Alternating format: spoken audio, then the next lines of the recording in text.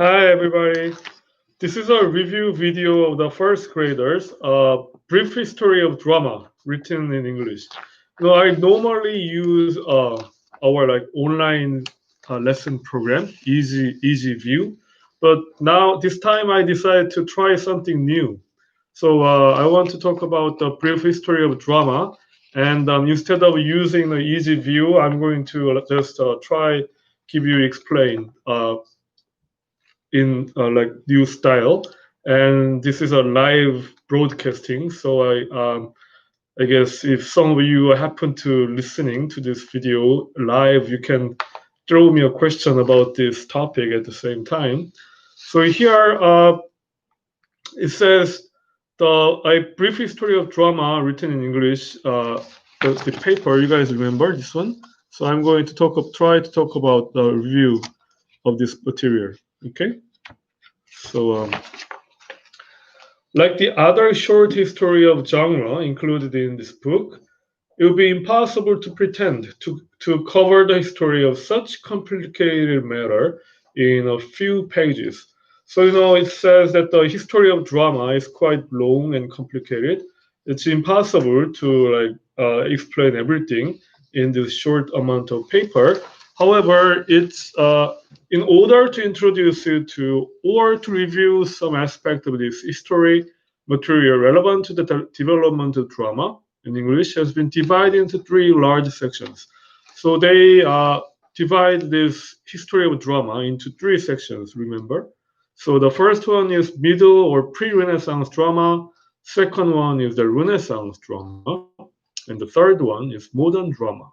So here the latter two sections cover the time period in which drama especially flourished.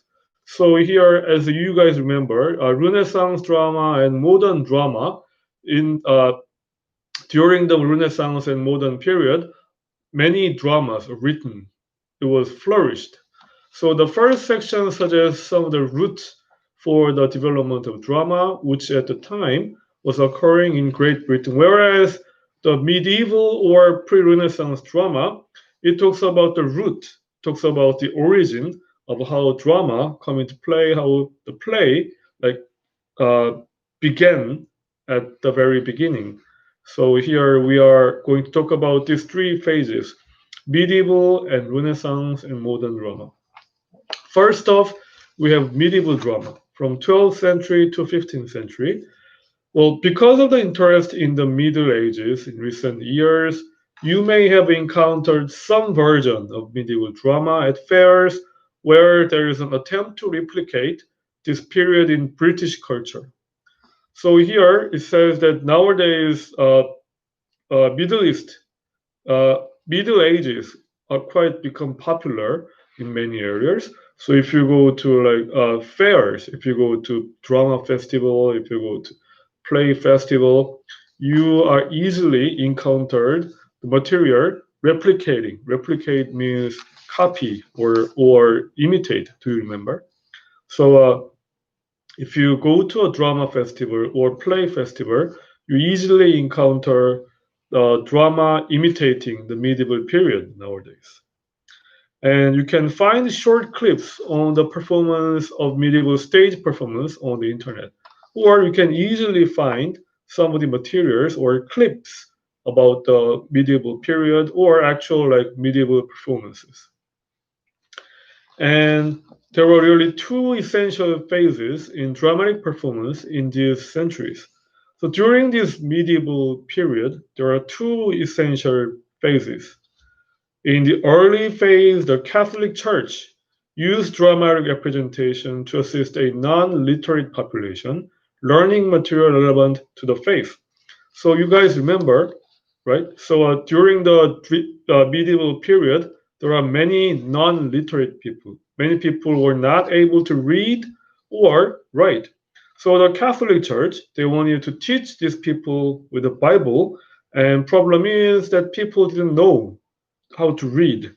So Catholic Church end up making drama based on Bible and teach the Bible through the drama to these non-literate people. So the enactment of Catholic Mass has itself many dramatic elements, and one in particular, a kind of antiphonal trope, a chanted dialogue, was often incorporated into the liturgy of the Eucharist. So here the Catholic Mass, it means the Catholic ceremony. During the Catholic ceremony, sometimes you pray, sometimes like preachers give a lesson, and you sometimes you sing a song during this Catholic Mass, right? So this Catholic Mass has a dramatic element, which is an antiphonal trope. I told you that the antiphonal trope is a kind of song that they are using during the Catholic ceremony. So this antiphonal trope or a chanted dialogue. Chanted dialogue also quite similar with the antiphonal trope, which is like song uh, during the Catholic ceremony. So this song is an element of drama in the Catholic ceremony. Also, oftentimes, these dramatic elements are incorporated into liturgy. Liturgy, I told you that liturgy is also a particular kind of song used in the Catholic ceremony. In particular, this Catholic ceremony called Eucharist. Eucharist is a Catholic ceremony celebrating the Last Supper of the Jesus Christ and his disciples. So during this Eucharist, they sing a song, and that song is called a liturgy. A liturgy, of course, is a kind of dramatic element in the Catholic ceremony, right?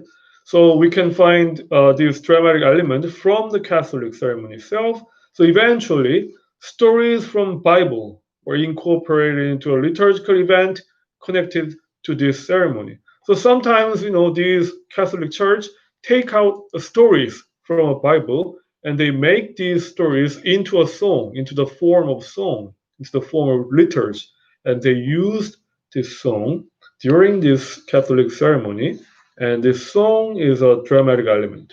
Okay, and townspeople themselves then began to develop the stories into more elaborate dramatic representations.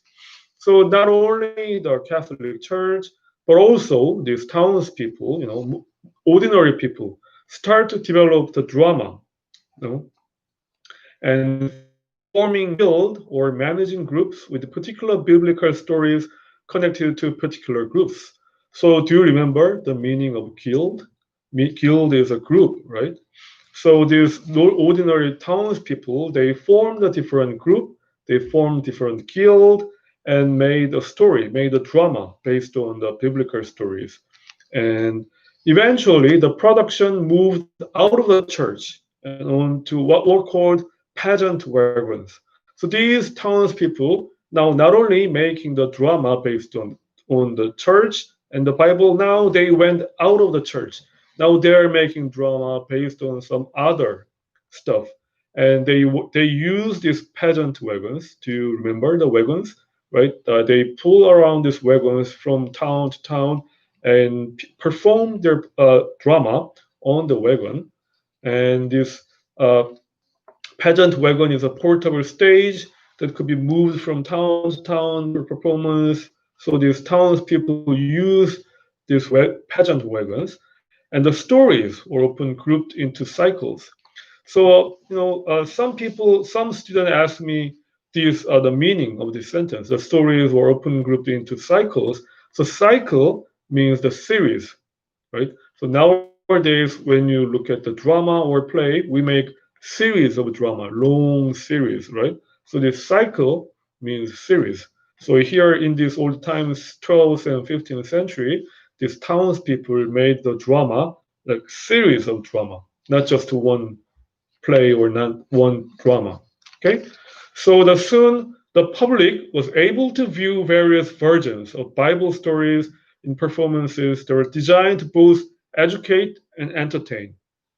So since many townspeople start to produce the drama, more and more public, more and more citizens were able to watch the drama, which was both educate and entertain. So the function of the drama in this time is not only to educate people, but also to entertain people through the means of play.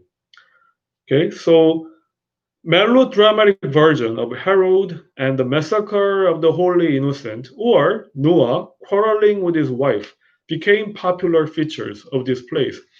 So I guess the Bible, is a really a huge, long book, long story, and a lot of different characters and different parts. So among those Bibles, I guess the Herod, I guess this Herod is a like character from the Bible.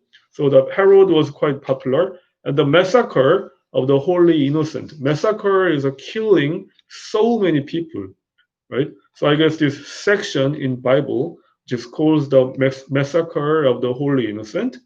Or there is this character named Noah, and Noah had a wife, and it seems that Noah had a lot of argument with his wife. So this character Noah was quite popular among those uh, Bibles.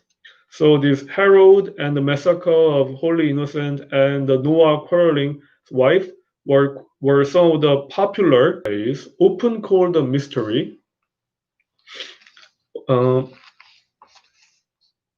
so in addition to these biblical plays, often called the mystery plays, were morality plays with more explicitly didactic and serious aims. So other than these biblical plays, we have mystery plays. These mystery plays is sometimes called as morality plays, and it was quite didactic. Didactic means educational. Okay, so this morality was quite educational drama and has a more serious aim, has more serious aims, and such as like Everyman. So the Everyman is an example of morality drama in this time. And not only this part, but also they have less serious, open, highly comic work that was produced in medieval universities. So adult of this period produced the drama, but also these university students from medieval time, they produced less serious and more comic version of morality plays. So these are some of the two phases of medieval drama, and a significant role of the medieval theater was to create an expectation and practice of drama that was to lead to exceptional vitality of playwriting and performance from the 16th century to the middle of the 7th century in England. So the importance of the medieval drama is that because of an influence of medieval drama, there could be a lot of excellent drama in 16th, 17th century in England, and also wonderful dramatists in 16th, 17th in England. The reason why Renaissance Britain could have a lot of wonderful drama and wonderful dramatists is because of this influence, could influence the medieval period in Britain.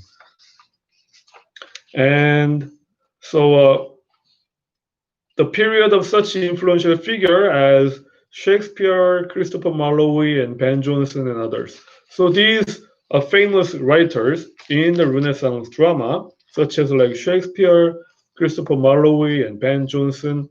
They were all influenced by the medieval drama. They studied and they practiced the medieval drama, and that's why in 16th, 17th century, Shakespeare, Christopher Marlowe, and Ben Jonson could write a lot of wonderful plays and drama. Okay. So far, any questions?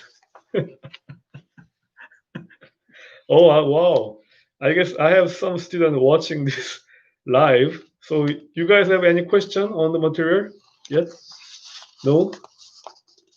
Okay, I guess I can move it. Oh, okay, Taeyeon, you have a question. What is your question, Taeyeon?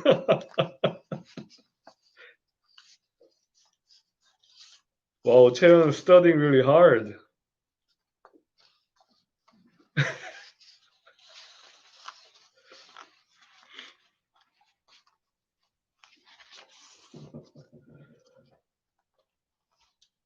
Okay, mystery and morality play.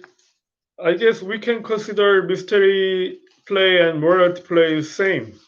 Okay, mystery plays and morality plays same. They are both didactic, they are both educational, and they are both made by townspeople, ordinary people. So we can consider that mystery play and morality plays are the same ones. Good question, Jen. Thank you for asking. You're welcome.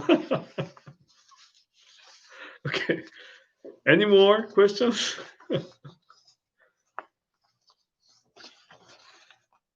Okay, moving on then. Moving on to Renaissance drama. Okay, 16th and 17th century. Moving on, right? Page 166. 166. Okay, so the Renaissance drama, one of the major developments in drama during this period was the actual construction of theaters, where people of all cases could attend much more developed plays, which went far beyond biblical subject matter of the medieval plays. So one of the biggest difference between the medieval drama, medieval period, and Renaissance period is the construction of theater. So the theater eventually built during the Renaissance period, so the people of all classes could attend more developed plays. Now, as you guys see in the 12th Night, Britain in 16th century, 17th century, they had various social classes, right? They have king and queen, count, duke, or knight, servant. So all these people of all different classes could come to a theater and watch drama together because of this theater. And the drama in the Renaissance period not only talked about the stories from Bible, but also they took some other stories. They made dramas based on some other stories during the Renaissance period. And if you study Shakespeare in the IB literature course, you will become acquainted with many features of this theater in this period. The actual design of theater, like the globe, the importance of word far beyond the role of staging and costume, other theatrical effect, and the absence of women from any acting roles. So, if you study the Shakespeare through this material, you will not only learn about the drama, but also you will learn about the design of theater, like the globe. The globe, do you remember? Globe is the name of the Shakespeare theater. So you will learn why globe has a certain design, and also the importance of words far beyond the role of staging. So this script and line used in this play, it sometimes uh, delivers and conveys really deep meaning, not just as a script, but also it talks about the staging, and it talks about the acting and performance. So sometimes the words and the script and line of the drama delivers really deep meaning. So this paper will touch upon some of those deep meanings of the drama. And also the costume. Actors and actresses, they need different costumes to perform play on the stage. So I guess this paper will talk about the costume and also theatrical effect. I guess they use some special effect while they perform drama on the stage. So, playwright, dramatist is not really a popular job nowadays. And it was not really a popular job in the past. It didn't make a lot of money, so it was not popular. But Shakespeare's overriding achievement, Shakespeare made excessive, immense success in his career. And because of Shakespeare's success, it spurred inspiration. It motivated other people to become like Shakespeare. It made other people to compete against Shakespeare. It also made other people imitate the Shakespeare's play. Okay? So the development of acting companies meant an expansion of play available to the public. So now the acting companies start to made during this period. So more and more people was working in the stage and drama business. So they performed more live performance. So citizens were able to watch those drama more. And the interest and patronage of Queen Elizabeth and her court were a further element of vigorous development of drama during this period. So this is quite a meaningful change, meaningful perspective of the Renaissance period. So the Queen and her court were interested in the drama area, so they became a patronage. You guys remember the meaning of patronage? Patronage is a supporters, right? So the queen and her court, her palace, supported the drama, which in turn the drama could develop further. And perhaps one of the most revealing example of what the theater and acting meant to its most well-known practitioner, William Shakespeare, can be found in his play Hamlet. Well, no, so the William Shakespeare was really a famous dramatist, and he really loved drama, and he really loved the play. So if you read Hamlet, which is written by Shakespeare, you can feel, we can recognize how much Shakespeare loved drama, how the play was important to like Shakespeare. If you read Hamlet, we can tell, we can recognize how they are important to William Shakespeare. So in this play, Prince Hamlet is given the role of the revenger of his father's murderer, who happened to be the current king, his uncle Claudius. No, so in the play Hamlet, Hamlet is given a role of a revenger. So Hamlet, find out that his father was murdered by his uncle Claudius. So Hamlet has to take revenge for his father. And Shakespeare not only introduces a play within a play to help Hamlet out in the discovery of King Claudius' guilt, but also include lines which tell us something now about the place of actors, both in Shakespeare's estimation and for the period of Renaissance drama. So in the play Hamlet, Shakespeare, he uses a play within a play. So Hamlet sees the traveling actors, and Hamlet has an idea how to prove the King Claudius's guiltiness.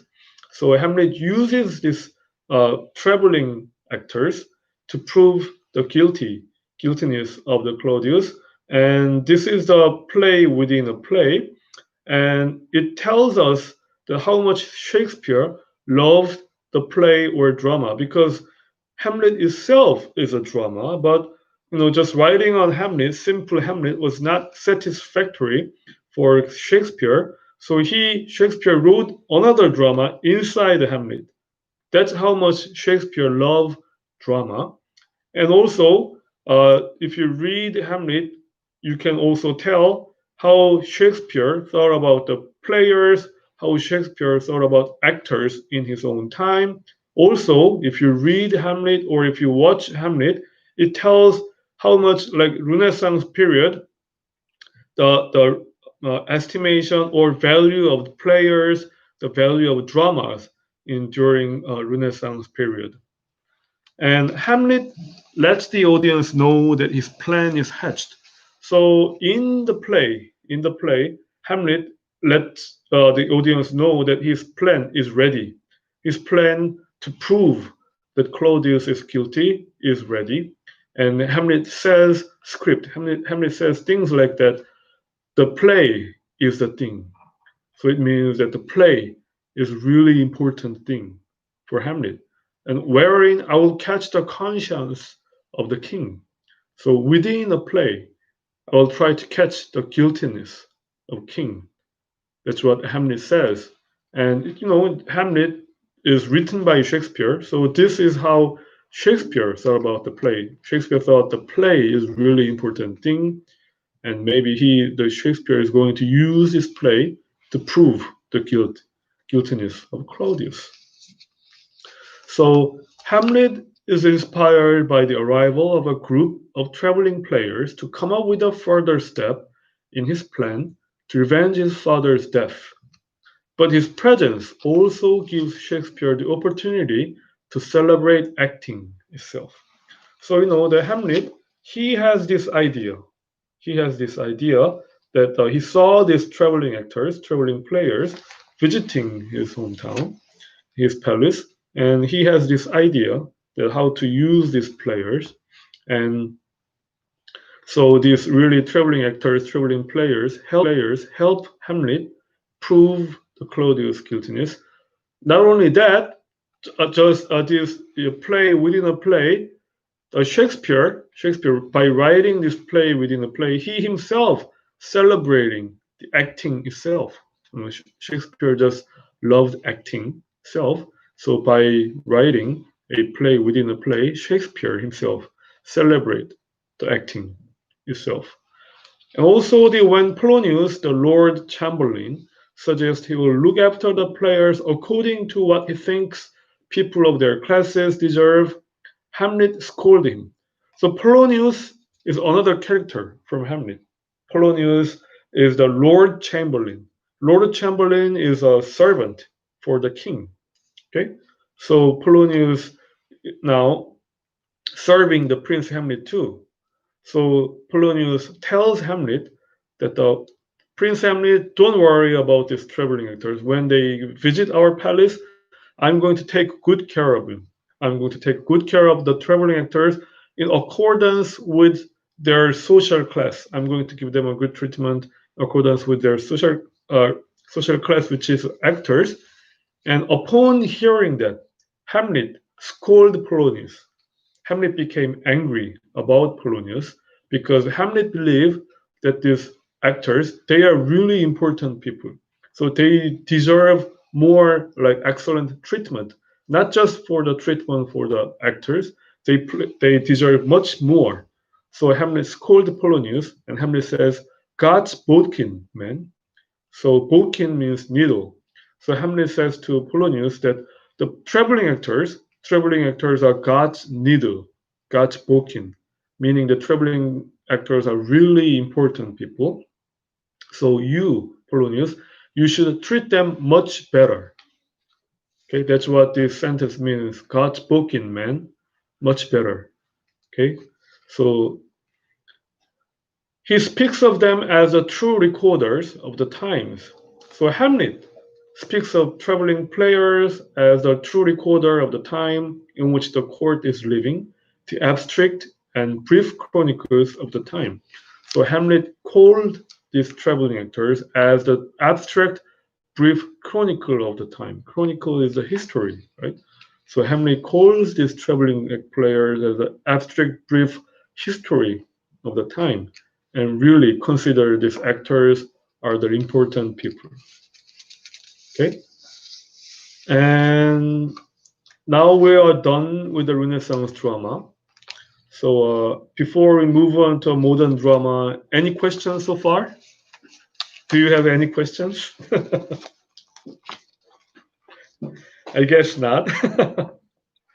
Okay, so we'll just move on to modern drama too. Okay, so modern drama is like 20th and 19th, 20th and 19th and 20th century. Okay, modern drama. So here, although the period between Renaissance drama and the advent of what is generally considered the modern period in English drama contains some work in theater that is both interesting and important. So what it means is that the Renaissance drama finishes in 17th century and modern drama begins in 19th century. So between 17th and 19th century, there are some interesting work. There are some interesting drama which deserve our attention, such as like the work of William Congreve and William Wycherley, for example, who produced the entertaining example of the Comedy of Manners. So the play like Comedy of Manners are produced between 17th and 19th century, and it is made by William Congreve and William Wycherley. And these comedy of manner deserve our attention. However, the more likely emphasis in your IB syllabus will be modern plays, dating from late 19th century into 20th century. However, this curriculum, this IB curriculum, will pay attention to to a modern period from 19th and 20th century, even though there are some interesting work in between 17th and 19th century. This paper, this curriculum, pay attention to 19th and 20th century in modern period, because there are much more interesting work in the modern period. So as you study modern drama in English, you'll find that other aspects of development drama will come into play. So when you study drama, there are some other aspect, other perspective that you need to know, which is a realism and naturalism are two of these terms. So you need to understand the realism and naturalism when you study modern drama. The study of these terms can become quite extensive, and you may well have encountered them in your study of novels. So actually, the realism and naturalism contains really extensive amount of information, and it also applies realism and naturalism also like related to novels, not only the dramas. However, some rather simple definition for these two terms can be a starting point. So here, this paper provide a brief, simple definition about realism and naturalism, and that simple definition can work as a starting point of understanding realism and naturalism. So as you look at particular plays, your understanding of both levels will evolve. So label means the name. So as you read this starting point, a brief definition of realism and naturalism, if you read and if you study more of actual plays, your understanding about the realism and naturalism will evolve, will develop. As noted earlier, it's always best to consider such label as helpful to frame ideas. So, we can use this brief definition of realism and naturalism as a frame, as a guidance of understanding these two concepts, and not as envelopes into which related play must be tightly fitted. So these summary, the definition of realism and naturalism provided here, it does not contain every single information that you need to know about naturalism or realism. It only provides a brief definition, simple definition. So using that as a starting point, we can use it as a guidance of our understanding. Okay. So first, we have a realism.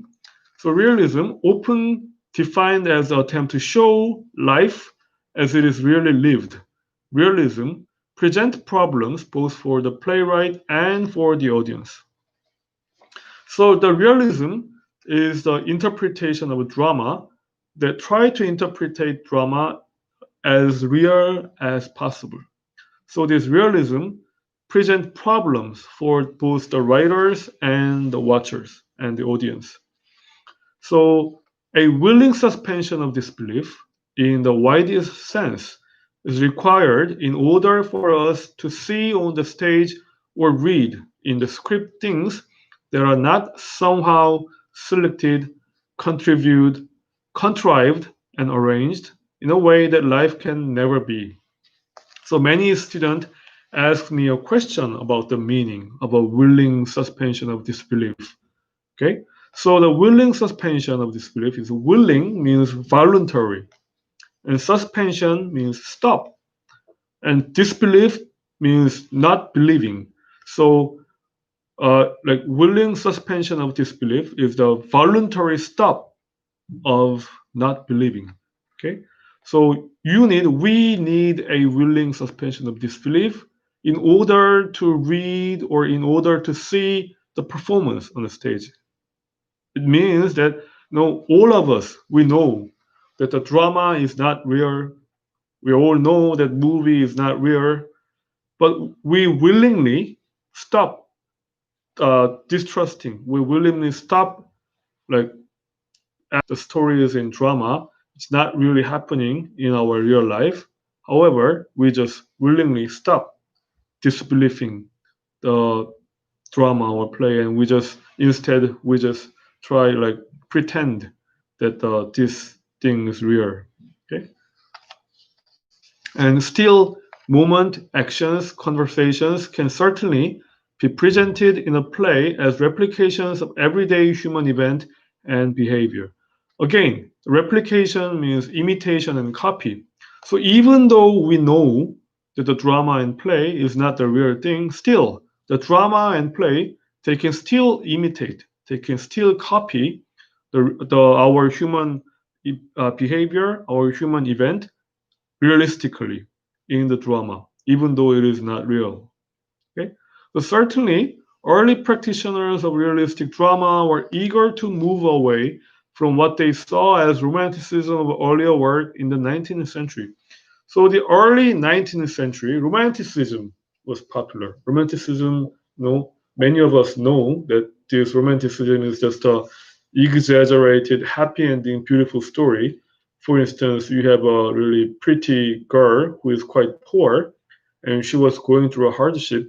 And one day, suddenly, this prince, handsome, powerful prince, appear in front of this girl, and they fell in love with each other, and they marry and live happily ever after. That is kind of a romanticism, and people, these writers, quite fed up. They really want to move away from those romanticism in early 19th century. They need something new. So that's why they went to the opposite direction in writing a realism story. And if we look at the play like Edward Albee's Who's Afraid of Virginia Woolf, we can certainly sense a drive to present life as it is really lived in a particular context. So a play such as Who's Afraid of Virginia Woolf, written by Edward Albee, we can find an effort in the drama that Edward really try to describe our life as real as possible, and we can sense the effort of Edward from the drama. And Arthur Miller and Sam Shepard do not draw back from such realism, as we will see in studying their plays.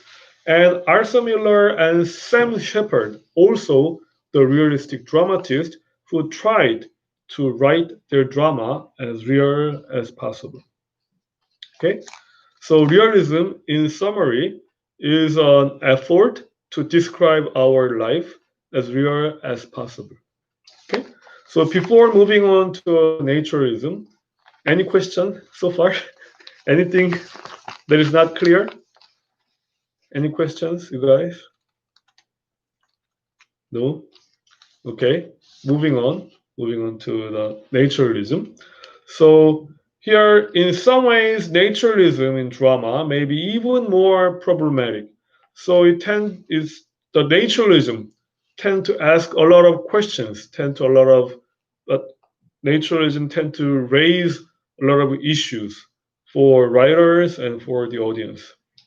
As a product of the thinking and practice of Émile Zola, French novelist, the goal here is to look clinically at the effect of birth and background on human behavior. So it seems that Émile Zola, the French novelist, is the first writer who began the movement naturalism. And he tried to look at the society clinically, meaning that he tried to analyze our society using the naturalism and open the force of society in characters as material for exploration, naturalist drama. So in the naturalism, some of the topic of the naturalism is the force of society. What kind of force of society makes a certain character move, or what kind of force of society makes the character behave a certain way. So analyzing that force of society is the job of naturalism. And also, both the context and choice of the characters are tinged with pessimism. So tinged means related. So this choice that characters make in the naturalism naturally tend to relate it with pessimism. The naturalism try to describe our life quite realistically. And unfortunately, our life is not always so optimistic. So this naturalism drama try to imitate the realistic way. It tend to be related to more with the pessimism, not with the optimism sometimes. Okay, Okay, so however, it's often difficult to draw any clear line between what is realistic and what is naturalistic in any drama. So it's not easy to draw a clear line between what is naturalism and what is realism, oftentimes. So a whole range of approaches is possible, from the social satire of Georgie Bernard Shaw, the play like Arms and the Men, to the dark and violent version of Shakespeare's King Lear by Edward Bond. So when we watch the drama, such as like Arms and the Man or the King Lear, we can apply both approaches at the same time, realism and naturalism. Although there are exceptions, it can certainly be said that modern drama has been much affected by the trends mentioned above. So, no, there are some exceptions. There are some modern drama not influenced by realism and naturalism, but most of them tend to be influenced by realism, naturalism in the modern period. So whether we're reading or seeing the play of Tennessee Williams, Sarah Kane, or Louise Nora, we are likely to encounter more of the tragic side of life than the comic or farcical. So farcical is the same meaning, comical, right? So when you read Tennessee Williams, Sarah Kane, or Louise Nora, we tend to face more tragic side of our life. Remember, the realism and naturalism try to describe our life as real as possible. So naturally, it's more related to a pessimism, right? So, however, that is not to say that comedy has disappeared in modern drama, just that seriousness tempered sometimes by humor, farce, gentle or biting satire is likely to be the more prevalent focus of play you will read from 20th and 21st centuries. So, in modern drama, they have an element of comedy and humor and satire. Okay, so modern drama also have the element of the comedy and humor and satire. And only this comedy and humor they are contributing to the making more serious realism and naturalist drama and story. However, it does exist in the modern period: humor and satire and comedy and farce. Okay, so this modern drama has realism and naturalism, and inside those modern drama, they have some kind of element of humor and comedy and farce as well. Okay, and this is the end of our exam unit. So I hope that this review video helped you guys to understand and to prepare for your midterm exam. And again, thank you for watching. And I wish you guys good luck, and I wish you guys good score with your exam. Okay? So bye. Bye bye everyone. For the last time, any questions? Any question before I go? No? Okay. Thank you guys. Thank you for watching. Thank you. Oh, Cheon, you're watching all the way. Oh wow. Oh my god. Good. Thank you, Cheon. Study hard. Okay. Bye bye. See you. Thanks.